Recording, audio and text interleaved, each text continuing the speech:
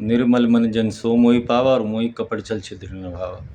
बढ़िया बात है। भगवान कह रहे हैं कि जिसका मन निर्मल होगा, निर्मल मन जन सो मोहि पावा, और मोहि कपट छल छिद्र न भावा, किसी प्रकार का जिसमें कपट ना हो, छल ना हो, किसी प्रकार का कोई दोष ना हो। ये तो बढ़िया बात है।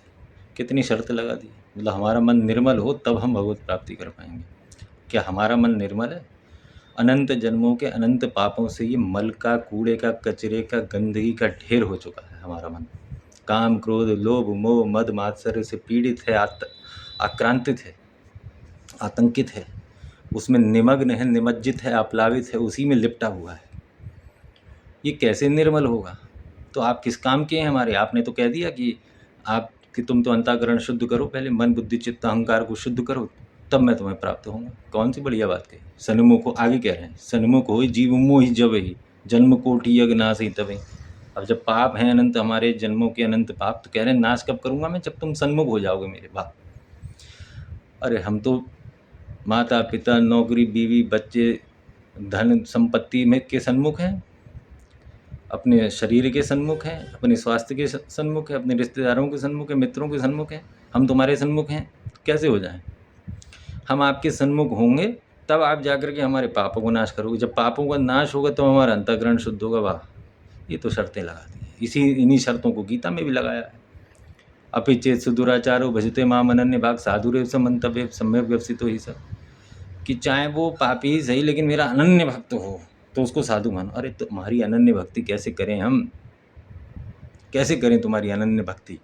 मतलब किसी और का चिंतन ना करें। अनन्य भक्ति से तो तुम्हारा तात्पर्य होता है कि देवी देवताओं को तो छोड़ो, एक चींटी का सहारा भी न लो, किसी व्यक्ति का माप, अपने बाप का भी एहसान मत लो। ये अनन्य भक्ति है। कैसे करें? हमें तो सबका अवलंबन लेना है। तुमने तो अपनी शर्तें लगा रखी, तुम हमारे किसी काम के नहीं हो। किस काम के आ जाओगे? क्योंकि तुमने तो कहा है कि मेरी अनुभूति तो इन इन शर्तों पे होगी। आगे भी तो कहा, अनन्य चेता सततम यो मा स्मृति नित्यशा तस्याम सुलभा पार्थ नित्य युक्त योगिना। जो अनन्य चित्त होकर किसी अन्य का चिंतन ही ना करे, केवल मेरा ही ध्यान करे, जो यो माम स्मृति नित्यशा, जो मुझको स्मरण करे नित्य, प्रतिक्षण, कैसे हो जाएगा? उसके लिए अंतःकरण शुद्ध चाहिए। वही तुम्हारी पहली वाली शर्त। हमारा अंतःकरण इतना मलिन है, गंदगी के हम ढेर हैं, अनंत जन्मों के अनंत पापों के संचित अनंत पाप, अनंत अपराध से हमारा जो स्वभाव है, सत्व रज तम गुणित जो कारण शरीर है, जैसा स्वभाव बना है, ये तो महागंदा है। ऊपर से स्थूल शरीर, मल मूत्र विष्ठा पीव रक्त मांस मज्जा से बना हुआ गंदगी का ये ढेर, और तुम अपना ध्यान करवाना चाहते हो? जो तुम दिव्य अलौकिक माया अतीत मायाधीश, माया के स्वामी, दिव्य और अलौकिक शरीर वाले, कैसे हो जाएगा? इतनी शर्तें।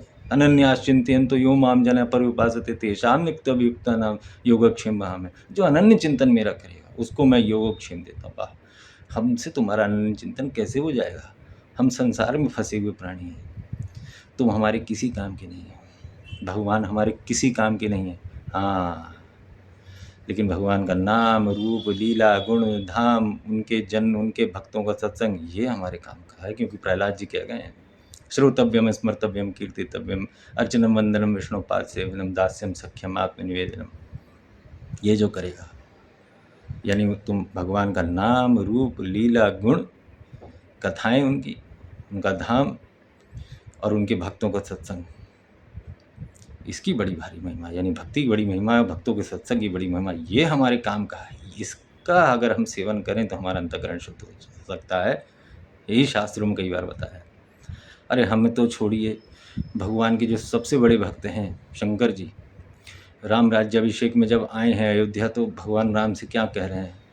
बार बार बर मांगऊँ हरख देव श्री रंग, पद सरोज अन पायनी भक्ति सदा सत्संग। हे भगवान, शंकर जी कह रहे हैं, हे भगवान, मैं आपसे बार बार एक ही वर मांगता हूँ, एक तो अपने चरण कमलों की भक्ति दे दो, पद सरोज अन पायनी भक्ति सदा सत्संग, और अपने भक्तों का मुझे संग दे दो। शंकर जी कह रहे हैं। तो हम क्या हैं उनके सामने? तो बस ये मिल जाए, यानी भगवान के नाम, रूप, लीला, गुण, धाम, उनके जन, उनका सत्संग, इसमें हमें रस मिलने लगे, इसके रसास्वादन करने लगे, इसके दिव्य अति दिव्य गुणों में निमज्जित हो जाएं, निमग्न हो जाएं, उन्हीं में उठें और बैठें। तो तब तो हमारा काम बन सकता है। लेकिन ये काम कैसे बनेगा? इनके नाम रूप लीला गुण कथाओं धाम भक्तों इनका महिमा कैसे पता चलेगी? तो मेरे भैया, रामचरितमानस, भगवद गीता, श्रीमद् भागवत महापुराण और गर्ग संहिता या भक्तमाल भी आप पढ़ सकते हैं। उपनिषद पढ़ सकते हैं, ब्रह्म संहिता, सनत कुमार संहिता इत्यादि संहिताएं भी पढ़ सकते हैं। किंतु मूल में तो श्रीमद् भागवत महापुराण, गीता और रामचरितमानस इतना तो पढ़ेंगे ही। इन शास्त्रों को पढ़ने के बाद ही भगवान के नाम रूप लीला गुण धाम जन भक्तों और उनका सत्संग, इसकी महिमा, इसके महत्व का हमें पता चलेगा। उनके धाम का भी महत्व नहीं पता चलेगा, कोई जानकारी नहीं होगी।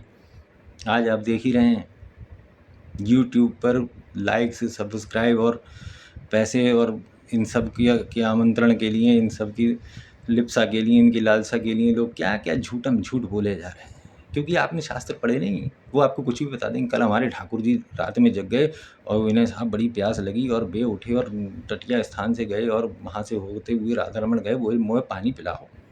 और कल तो ठाकुर साहब ने वही कर दी, एक सेब उन्हें पसंद ना आए तो उन्होंने लात मार दी वहाँ में।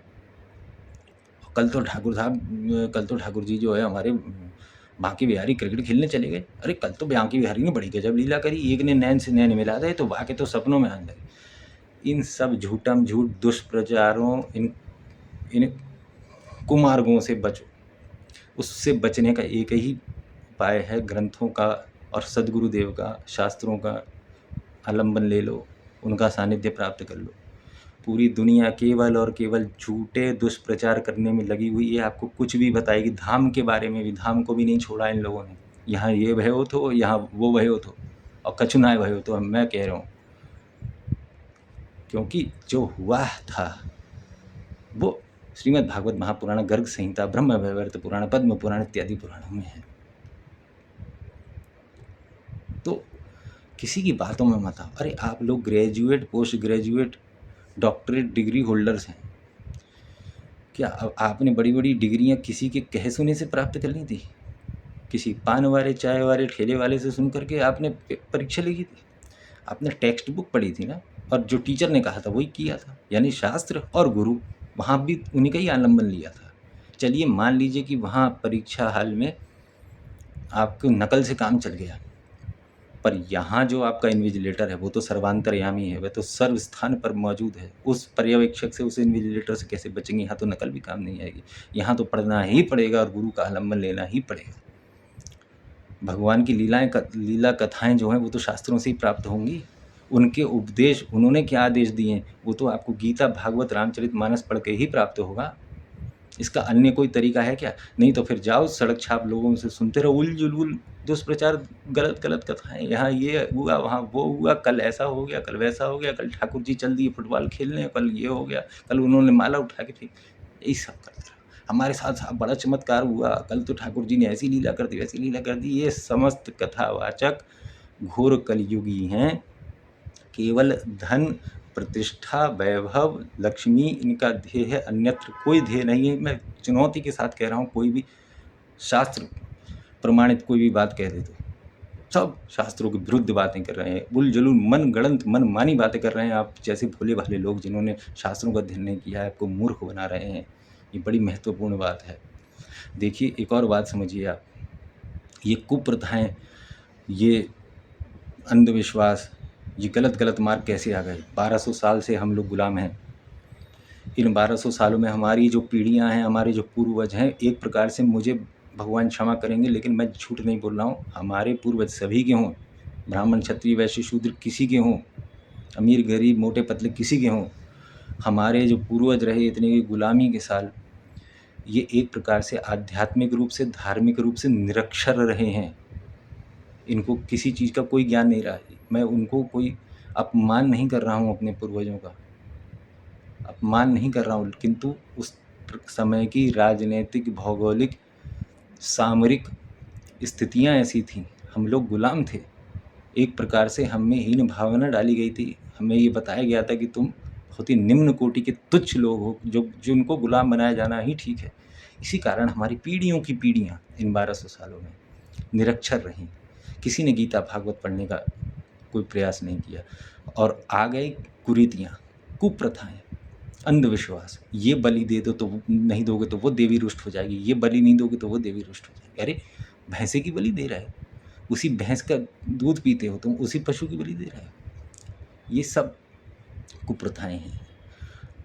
उस देवी को प्रसन्न नहीं किया, कुल देवी को, ग्राम देवी को, ये देवता को, वो देवता को प्रसन्न नहीं किया तो ये हो जाएगा। अरे गीता में भगवान ने साफ साफ कहा है, गीता पढ़िए, काम अस्ते अस्ते हृत ज्ञान प्रपद्यन्ते अन्य देवता। कामनाओं ने जिनकी बुद्धि का हरण कर लिया, जो महामूर्ख है, वो मेरे अतिरिक्त अन्य किसी देवी देवता का पूजन करे। स्पष्ट लिखा है गीता में। ते अपि मामेव कौन्तेय यजन्ते अविधि पूर्वकम। हाँ अर्जुन, अनजाने में तो वो मुझे ही पूज रहे हैं, क्योंकि मेरे अतिरिक्त और कोई तत्व नहीं है। मत्ता परतरम नान्यत् किंचित् अस्ति धनंजय। किंतु अविधि से, गलत विधि से, मूर्ख होकर, मूढ़ होकर उनको मार्ग नहीं मिलेगा। और तो और ये यज्ञ हवन से भी कोई लाभ नहीं होने वाला है। ये श्वास प्रश्वास के योग की स्थिति से भी इस कलयुग में कोई काम नहीं होने वाला है। स्पष्ट लिखा है रामचरितमानस में। कृतयुग यानी सतयुग, कृतयुग सब जोगी विज्ञानी, करि हरि ध्यान धरई भव प्राणी। त्रेता विविध यज्ञ नर करहीं, यज्ञ का महत्व त्रेता में। त्रेता विविध यज्ञ नर करहीं, प्रभु समर्पित कर्म भव तरहीं। द्वापर करहीं राम पद पूजा, विग्रह पूजा का महत्व द्वापर में है। द्वापर करहीं राम पद पूजा, भव पार करने उपाय न दूजा। और कलयुग केवल नाम गुण गाहा, गावत नर पावही भव थाहा। भगवान के नाम रूप लीला गुण धाम कथाएं, उनके जन, उनके भक्तों का सत्संग, यही आपका अंतःकरण शुद्ध कर सकता है। यही हमारा अंतःकरण शुद्ध कर सकता है। अंतःकरण शुद्ध होने के बाद ही भगवत अनुभूति, उनकी प्रेमा भक्ति, प्रेम लक्षण भक्ति, उत्तम भक्ति, रागानुगा भक्ति इत्यादि हमें प्राप्त हो सकती है, उससे पहले नहीं। तो गुलामी मानसिकता से निकलिए, अनन्य हो जाइए, सिर्फ भगवान, उनका रूप, उनका लीला, उनका गुण, उनका धाम। और ये सिर्फ आपको गीता, भागवत, रामचरितमानस से मिलेगा। जिनको पढ़ने में रुचि और हो गई है तो वे गर्ग संहिता, ब्रह्म संहिता, सनत कुमार संहिता, भक्तमाल, ये 4 ग्रंथ भी और पढ़ सकते हैं। और समय यदि जिनको सदगुरु का सानिध्य प्राप्त है तो केवल कुछ उपनिषदों का पाठ कर सकते हैं। 11 प्रमुख उपनिषद हमें पहले भी बता चुका। तो इस बात को जानिए, ये दुनिया आपके सामने है। आज के जो वर्तमान स्थिति है उसको समझिए। एकमेव भगवान को पूजने वालों और कुप्रथाओं, अंधविश्वास में पड़ जाने वाली एक पूरी सभ्यता के बीच एक तुलना कीजिए। अंतःकरण निर्मल करने का यही एक उपाय है, शास्त्रों और सदगुरु का सानिध्य। भगवान हमारे सीधे काम आने वाले नहीं हैं, उनकी तो बहुत शर्तें। वो कमरा जब तक चकाचक साफ नहीं होगा, बिल्कुल धूल रहित नहीं होगा, एक बढ़िया खुशबू उसमें नहीं आ रही होगी, बेड बढ़िया नहीं सजा होगा, सेज बढ़िया नहीं होगी, तब तक वे नहीं आएंगे।